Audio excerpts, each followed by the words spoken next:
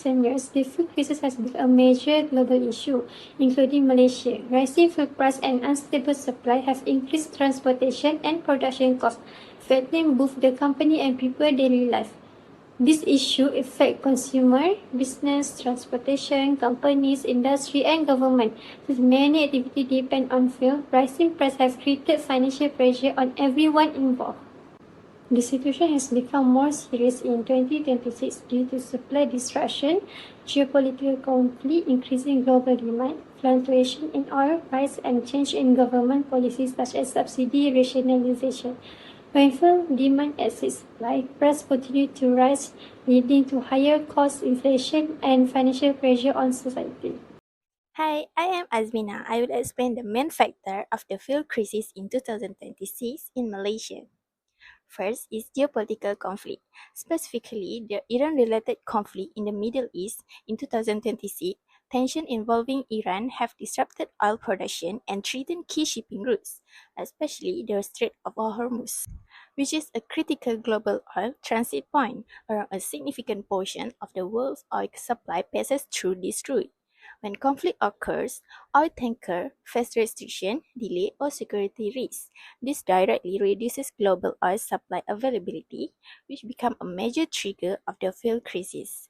In fact, around 20% of the world's oil supply passes through the Strait of Hormuz, making it one of the most important checkpoints in global energy trade. Second is high dependence on imported oil.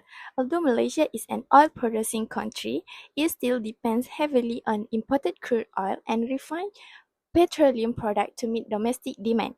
A large percentage of this import come from the Middle East region. Because of this, Malaysia has low supply independence, meaning any disruption from supply countries like the Iran conflict will immediately affect Malaysia's fuel supply stability. Third is rising global oil prices driven by supply and demand imbalance. When global supply decreases due to conflict, but demand remains constant or high, it creates a supply-demand imbalance. This causes oil prices in the global market to increase significantly. Malaysia followed the international oil pricing mechanism, especially for non-subsidy fuels like RON 97. Therefore, when global oil prices rise, Malaysia's fuel input costs also increase. Global oil prices are determined by Brent crude, so not only Malaysia is affected, but the entire world experiences the impact of rising fuel prices. Fourth is the fuel subsidy structure and fiscal pressure on the government.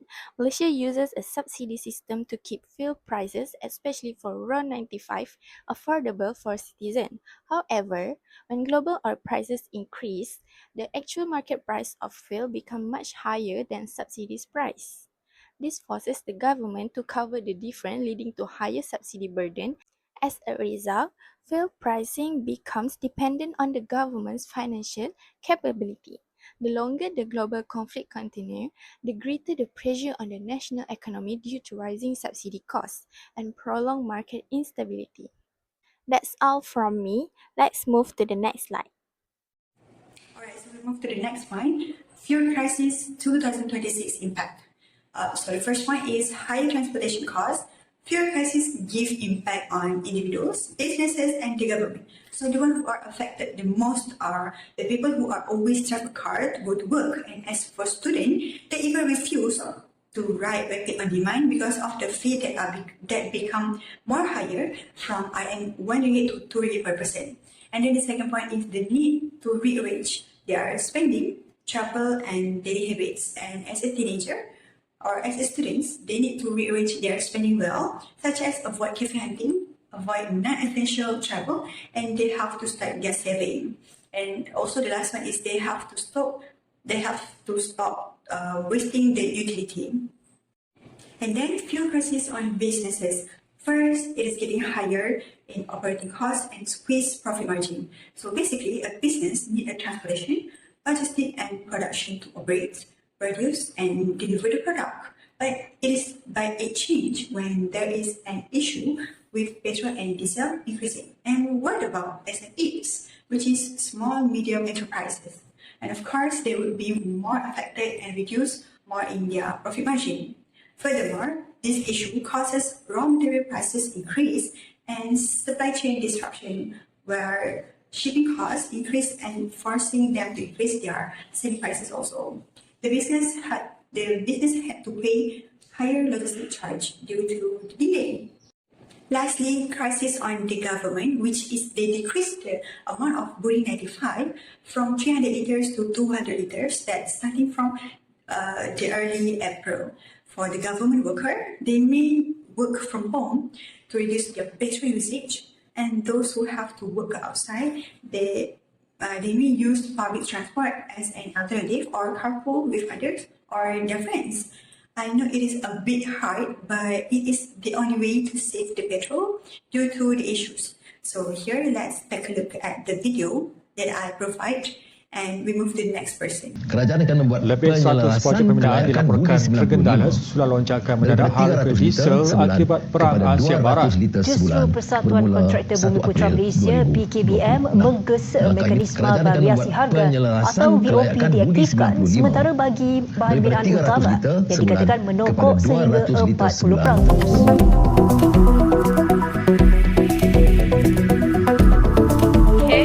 For this slide, I'm going to explain some solutions to reduce the impact of the fuel crisis.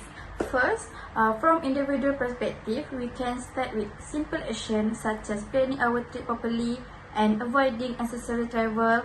We can also choose fuel efficient or hybrid vehicle, make energy saving choice in our daily life, and use public transport or carpool whenever possible. This action can help reduce our fuel consumption. Okay, next, business also have important role. Companies can improve their daily operation, optimize delivery route, and use more energy efficient measuring and transportation. They can also invest in renewable energy sources and encourage remote working to reduce commuting. Finally, the government can support this effort by implementing fuel and energy policy, monitoring fuel price, improve public transportation system, support renewable energy development, and promoting public awareness campaigns on energy conservation. Overall, solving the fuel crisis requires cooperation from individuals, business, and the government. When everyone plays their part, the impact of the fuel crisis can be reduced and more sustainable future can be achieved. Next, I will talk about record management technology in the fuel crisis. This topic is important because technology helps us manage record better during difficult times. First, transporting is useful because AI can analyze past fuel records to identify usage patterns. This helps managers understand fuel demand and make non-routine decisions before shortages become worse. Second, blockchain helps protect fuel transaction record. It makes the record secure, traceable, and harder to alter. This is important because it can prevent fraud and tampering. Third, social media archiving is also important. Public updates such as petrol station queues and fuel complaints can be saved as official record. This record help organizations understand the real situation and plan better. Fourth, cloud-based access allows staff to open record from anywhere. This support remote work and reduce unnecessary travel. This is also useful during a fuel crisis because it can help save time and fuel. Finally, governance is needed to make sure records are accurate, secure, and accountable. Good record rules help organizations manage information properly and avoid mistakes. So, overall, record management technology help organizations handle the fuel crisis in a smarter way. It improves planning, protect records, and support better decision making. Now let us look at the recommendation. To solve this fuel crisis, we cannot just rely on fuel subsidies anymore. Because first, we need to move toward green energy. The business and the government must invest more in solar energy and to build more stations for electric vehicles. This will help our country to stop depending so much on oil. Second, we should use technology. By using decision support system and blockchain, we can keep fuel records safe and also can track them easily. This technology can help us to see fuel shortage early before they become a big problem for the market. Lastly, companies should allow workers to work from home, and we must improve our public transport. This will naturally reduce the daily demand for fuel across the nation. So, in conclusion, the 2026 fuel crisis is a big and difficult problem. It is caused by global conflict and supply issues that hurt everyone in Malaysia, from regular people to big businesses. However, we can overcome this challenge if we work together by mixing smart government policies, efficient business steps, and also simple lifestyle changes by individual. We can cut down our heavy use of oil. Using modern record, technology, and moving to green energy will help to protect us. In the end, this crisis is a change for us to build a stronger, smarter, and also a safer economy for our future. Thank you very much for listening.